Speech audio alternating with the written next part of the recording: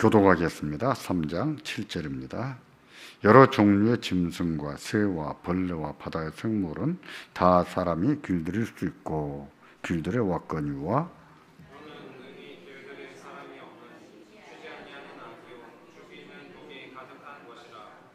이것으로 우리가 주 아버지를 찬송하고 또 이것으로 하나님의 형상대로 지음받은 사람을 저주하나니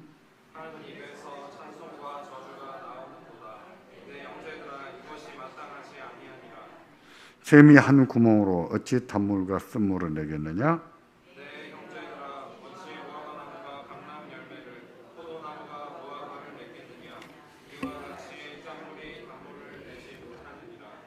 아멘. 본문 7절에 사람은 짐승과 새와 벌레와 심지어 바다 물고기까지 길들일 수가 있다 그랬고 또 실제로 길들여 왔다고 했습니다. 실제로 역사적으로 그런 일이 있다 하는 것을 증언하는 것이지요. 성경에 이렇게 말씀한 것을 보면 성경 기록하기 전부터 그리고 또 그 시대에도 다양한 짐승들을 길들이고 있었구나 하는 것을 짐작할 수가 있겠죠. 심지어 바다 물고기까지도 어떻게 그 시대에 바다의 물고기를 길들였을까 이런 의구심이 들기도 합니다만은 돌고래를 길들인 것을 보면 불가능하지는 않겠다 하는 생각이 듭니다. 그러나 그와 같은 짐승을 길들이기란 정말 힘든 일이 아닐 수가 없습니다. 위험하고요. 하지만 힘들어도 쉽게 길들이는 방법이 있지요. 무엇일까요? 간단합니다. 어려서부터 길들이는 거예요. 짐승 길들이는 것을 보면 그렇잖아요. 어린 새끼 때부터 길들이는 것입니다. 사실 사자나 호랑이 같은 맹수를 성체가 된 후에 길들인다는 것은 너무 위험하지요. 너무 위험합니다. 성체가 된 맹수를 길들인 적이 있는가? 그건 잘 모르겠어요. 근데 맹수를 길들이는 사람들, 맹수와 함께 사는 사람들, 우리나라는 이게 허락이 안 되지만은 미국 같은 경우는 그럴 수 있는가 봐요. 그래서 집에서 호랑이를 키우는 사람도 있고, 집에서 사자를 키우는 사람도 있고, 또 어떤 사람은 집에서 호랑이와 곰과 사자를 한 우리 안에 같이 키워요. 근데 셋이 그렇게 잘 지냅니다. 역시 그 곰과 사자와 호랑이도 어린 새끼 때부터 같이 키웠다고 합니다. 사람의 말도 그렇습니다. 성인이 된 후에 언어 생활을 바꾼다는 것은 여간해선 되지가 않죠. 여간해선 되지가 않습니다. 어려서부터 정중하게 말하고 사랑스럽게 말하고 어려서부터 좀 따뜻하게 말하는 법을 배워야 돼요. 부모가 그렇게 말하도록 가르쳐야 합니다. 믿음의 말도 그래요. 언젠가 어느 글에 보니까 미국에서는 그렇게 말한다고 하더라고요. 엄마 나 이거 해도 돼? 이렇게 물을 때 can I? 이렇게 물으면 엄마가 무엇을 들어주면서 may I? 이렇게 하라고 꼭 말 한마디 하고 해준다. 이런 것을 본 적이 있어요. 겸손하게 말하는 법을 고쳐주는 것이죠. 어려서부터 좋은 말도, 겸손의 말, 정중한 말, 따뜻한 말들을 훈련해 지켜주는 것이죠. 누가 합니까? 엄마가 해야 되는 거예요. 부모가 해야 돼요. 아이들은 그렇습니다. 아이들은 엄마, 아빠의 말투 가운데 누구 말투를 더 많이 배울까요? 엄마 말투. 엄마 말투. 엄마가 전라도 사투리 쓰면 애들은 전라도 사투리가 자꾸 섞여 나옵니다. 엄마가 경상도 사투리 쓰면 경상도 사투리가 서울에서 자라도 섞여 나와요. 아빠보다 엄마와 더 많은 시간을 어린 시절에 보내기 때문에 그렇습니다. 어린 시절부터 배우는 게 그렇게 중요하다는 거죠. 하지만 말입니다.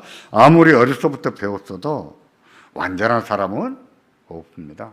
아무리 어려서부터 잘 배웠어도 말에 실수가 없는 사람은 없습니다. 완전한 사람은 없어요. 그래서 성인이 돼서도 노력해야 됩니다. 성인이 돼서도. 말을 덕스럽게 하는 법. 그런 법을 배워야 돼요. 제가 이렇게 말하는 분을 한번 본 적이 있습니다. 그래서 그분의 말투가 다 여러 번 회자된 것을 기억합니다. 어떤 회사에 다니는 직원 어머니가 그 회사 사장님에게 그렇게 말했어요. 사장님, 참 고맙습니다. 우리 아들이 이렇게 열심히 일하고 이렇게 월급 받고 일할 수 있게 해줘서 참 고맙습니다. 이렇게 말했어요. 그 사장님이 뭐라고 말했을까요? 아닙니다. 다 어머니의 아들의 덕입니다. 아들이 열심히 일해줘서 저도 회사를 잘 일할 수 있고 우리 회사가 돈도 많이 벌 수가 있습니다. 다 우리 직원들 덕분입니다. 이렇게 말한 거예요. 어떻습니까? 그 어머니가 그 말을 들을 때 얼마나 감동을 받았을까요? 그런 말은 여러 번 회자될 만도 하잖아요. 참 말이 덕이 있는 것이죠. 어떤 분이 이렇게 말할 겁니다. 제가 이 회사 직원들 먹여 살리려고 얼마나 애쓴 줄 아십니까? 그러면 벌써 다 알아듣습니다.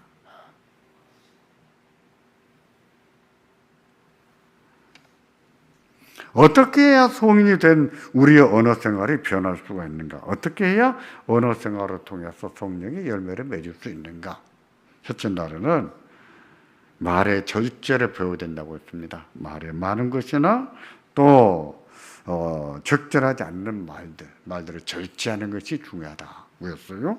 둘째 날에는 좀 정중하게 말하는 법, 유순하게 말하는 법, 특별히 믿음의 말을 하는 법을 배워야 된다. 이것도요, 어린아이 있을 때는 믿음이 없는 것 같아서도 믿음의 말을 가르쳐야 되는 거예요. 어른들은 믿음이 있는가는 몰라도 믿음이 있는 말을 잘 못해요. 믿음 있는 말을 못합니다.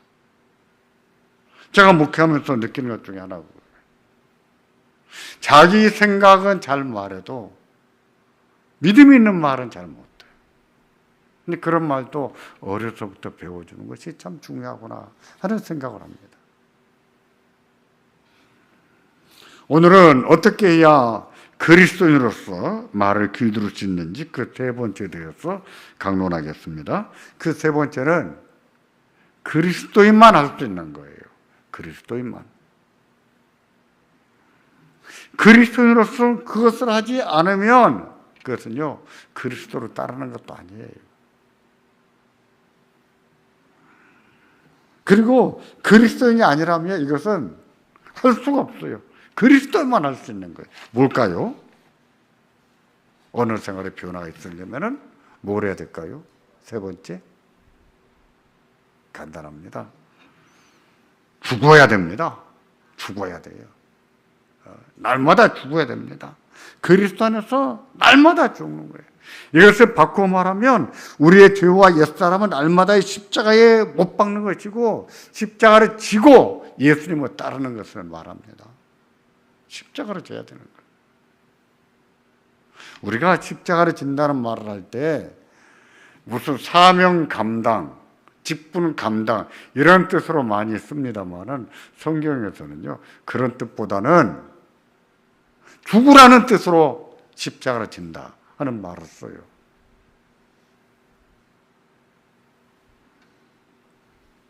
그게 언어 생활과 무슨 상관이 있느냐고요? 있습니다. 그리스도인의 언어 생활은 십자가를 지는 것과 분리할 수가 없어요. 왜냐하면 입으로 범하는 모든 죄와 실수는 어디서 나올까요? 마음에서 나오기 때문입니다. 마음에 쌓여진 말들이 나오는 거예요. 악도 마찬가지입니다. 입으로 악이 나온다면 마음에 쌓여진 악이 나오는 거예요. 어젯밤에도 제가 잠깐 말씀드렸지만 성경은요, 말과 마음을 분리해서 말하지를 않습니다. 첫날 밤에도 살펴봤습니다만 잠언 10장 20절에 의인의 혀는 천은 같거니와 악인의 마음은 가치가 적으니라 그랬습니다. 여기에 의인의 혀와 악인의 마음을 평행법으로 동격으로 썼습니다. 이런 평행법을 반의적 평행법이라고 하죠. 악인이 가치 없는 말을 하는 이유는 그 마음이 가치가 없기 때문이다.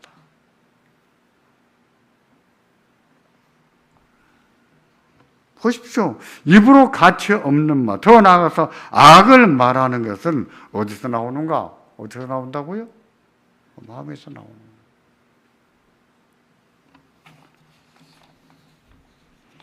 오늘 또 멀리 어디 가서 사는 어떤 청년의 안부를 물었습니다. 외국 가서 한 청년의 안부를 물었는데 참 마음이 많이 힘들겠구나. 자기가 마음이 많이 힘들겠구나. 그런 생각을 했어요. 그러면서 그렇게 말했습니다. 참는 것만이 농사가 아닙니다. 그냥 참고만 살다 보면 그 마음에 용수철이 점점 눌려지는 거예요. 압박을 받는 거예요. 용수철을 팍 누르면 나중에 어찌 됩니까? 팡! 튑니다. 어떻게 될 줄 알 수가 없어요. 자꾸 풀어가고 살만하게 이렇게 생각을 열어줘야지 자꾸 참기만 하면은 마음에 억눌린 감정이 생겨서 그 억눌린 감정이 말로 어떻게 표현될지 알 수가 없어요.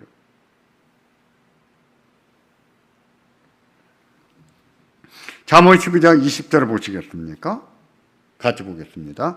악을 꾀하는 자의 마음에는 거율이 있고 화평을 논하는 자에게는 희락이 있느니라. 악을 꾀하는 자의 마음을 화평을 논하는 자와 대조를 했죠. 그것도 반의적 평행법이에요. 마음과 말을 대조한 것인데 역시 악이 어디서 나오기 때문에? 마음에서 나오기 때문이라는. 괴율은요, 속임수를 말합니다. 거짓말이 듣든 의도적으로 속이려고 했던 아니면 사실보다 과장해서 말함으로 다른 사람에게 피해를 입히는 것이 됐든 다 속임수예요. 이런 것이 괴율입니다. 악인이 그런 말을 하는 것은 그 마음에 속이려는 마음이 있기 때문이다. 그 마음에 속이려는 마음이 있기 때문이라는 거예요. 이 말씀에서도 말과 마음을 동격으로 얘기하지 않습니까? 성경이 그렇게 말합니다. 바울 사도는 모든 인간의 주인이라는 사실을 증명해 보기 위해서 시편을 인용해서 말씀을 했는데 그들의 목구멍은 열린 무덤이요 그 혀로는 속임을 일삼으며 그 입술에는 독사의 독이 있고 그 입에는 저주와 악독이 가득하고. 여기 언급한 표현을 보세요. 입, 혀, 입술, 목구멍으로 말했는데 이 모든 말은요 은유적인 표현이죠.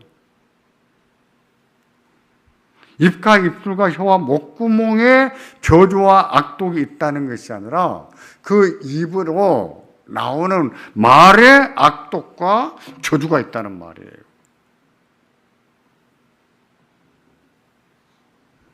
그 악이 어디서 오는가? 마음에서 나온다는 것이죠. 그렇습니다. 말은 마음을 대변하는 것이거든요. 그러므로 우리가 그리스도인으로서 언어 생활에서 성령의 열매를 맺으려면 절제도 해야 됩니다. 그것만 가지고 충분하지가 않아요. 좋은 언어 생활을 배워야 됩니다. 그것만 가지고도 충분하지 않아요. 뭘 해야 된다고요? 죽어야 되는 거예요. 죽어야 됩니다. 십자가를 져야 됩니다. 죽지 않고서는 성화가 안 돼요. 성화를 말할 때 항상 죽는 것을 전제하는 거예요. 죽지 않고서는 성화가 안 되는 거예요. 그러기에 기도할 때도 못난 자가 죽기를 기도해야 됩니다. 못된 성질이 죽도록 기도해야 되고요. 말이 지나치지 않도록 기도해야 되고, 한담하는 것을 좋아하지 않도록 기도해야 됩니다. 드는 사람이 곡해하는 것이 아니라면 내가 죽어야 되는 거예요. 내가 십자가를 져야 되는 거예요. 그게 무엇일까요? 예수님을 따라가는 겁니다. 그게 예수님을 따르는 거예요. 뭐 교회만 나온다고 다 예수님 따르는 줄 아십니까? 아니에요.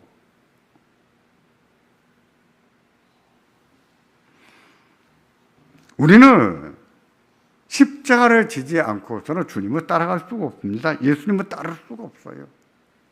그러기에 어느 생활에서도 악이 나오지 않으려면 죽어야 되는 거예요. 십자가를 지고 가야 됩니다. 그럴 줄 아는 것이 믿음이지요. 그게 예수님을 따라가는 것이지요.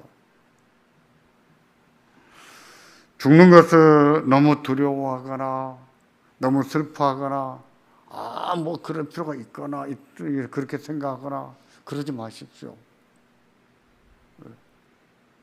죽지 않고서는 믿음 생활을 못해요. 죽지 않고서는 믿음 생활을 못합니다. 죽어야 믿음 생활을 하는 거예요.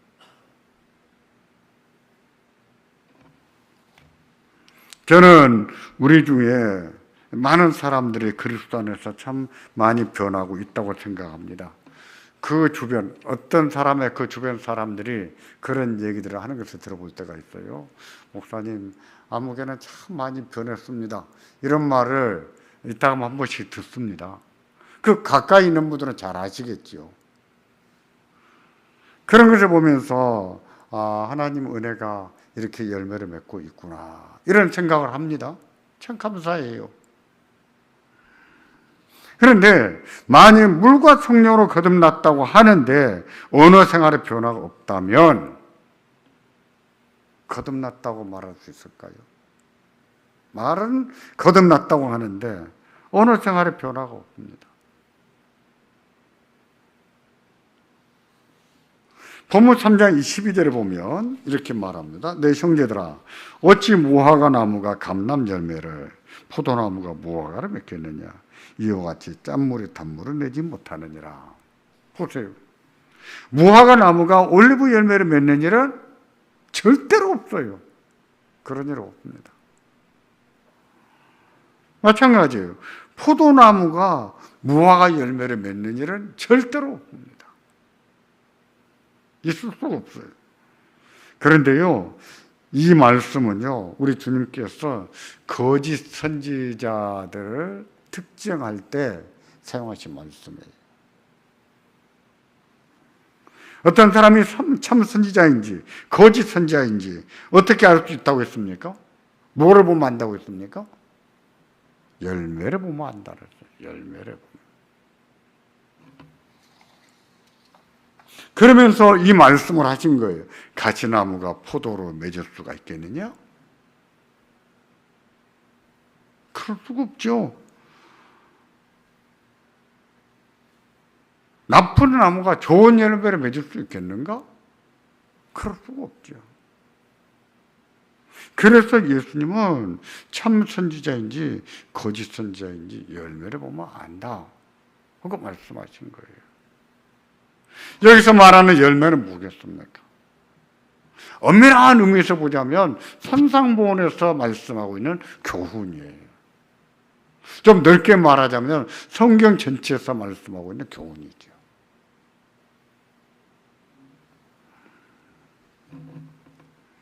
참 선지자는 포도나무에서 뭐가 열려야 될까요? 포도 열매가 열려야 됩니다. 무화과에서 무화과 열매가 열려야 됩니다. 마찬가지입니다. 거듭난 성도는 포도나무예요. 거듭난 성도는 무화과나무입니다. 성경에서 포도나무와 무화과나무를 하나님의 나라, 하나님의 교회 성도들에게 비유를 해요. 늘 그렇게 비유를 합니다. 그러므로 성도는 포도나무로서 포도 열매를 맺어야 되고 무화과나무로서 무화과 열매를 맺어야 되는 거죠. 우리의 언어 생활이 그래야 된다는 겁니다. 우리가 물과 성령으로 거듭났고 하나님께서 새롭게 하신 성도라면 우리는 포도나무예요. 따라서 포도 열매를 맺어야 된다 하는 것을 말씀한 것이죠. 그게 무엇입니까? 언어 생활이죠. 성도에게는 이런 변화가 일어날 수밖에 없다. 일어나야 된다는 것이죠. 우리에게도 이런 변화가 일어나기를 바랍니다. 언어 생활이 거룩하게 변하는 것입니다. 말이 많기 때문에 실수가 잦다면 절제해야 되는데 절제하는 것도 쉽지만은 않아요. 욕심도 있고 마음에 확 분이 끓어오는데 분이 끓어올라오는 그 순간에 말을 참는 것도 어떤 때는 참지만 못 참고 쏟아버림으로 인해서 더 큰 피해를 보고 낭패를 보는 일도 있잖아요. 저도 그럽니다. 내가 젊었을 때 어떤 상황을 생각해보면 그때 내가 참았더라면 지금에 와서 이만큼 나이 먹어서 그때를 돌이켜본다면 그때 참 어린 나이에도 내가 참 말을 잘했구나, 참 겸손하게 했었구나, 믿음이 있었구나 이렇게 생각할 수 있었을 거예요. 그럼 얼마나 흐뭇했겠습니까? 그러지 못했던 거예요. 그러지 못했던 것을 생각하면 참 씁쓸한 것이죠. 내가 진짜 속이 없고 철이 없었구나. 제 자신을 보면 한심한 것이죠.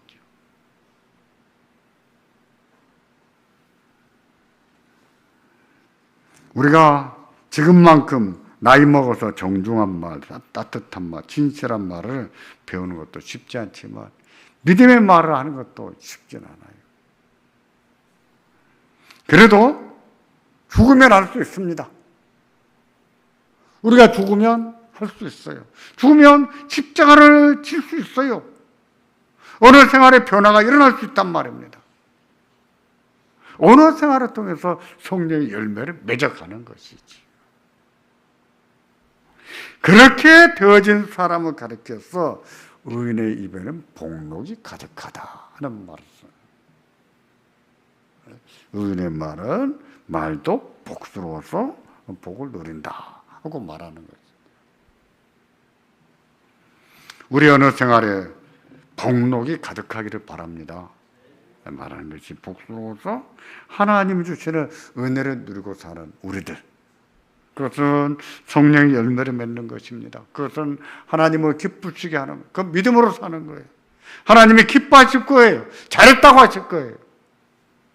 우리 하나님 앞에서 그와 같이 칭찬을 받고 우리 하나님이 기뻐하시고 은혜 주터 하시는 우리 무리가 될 수 있기를 주의 이름으로 기원합니다. 기도하겠습니다.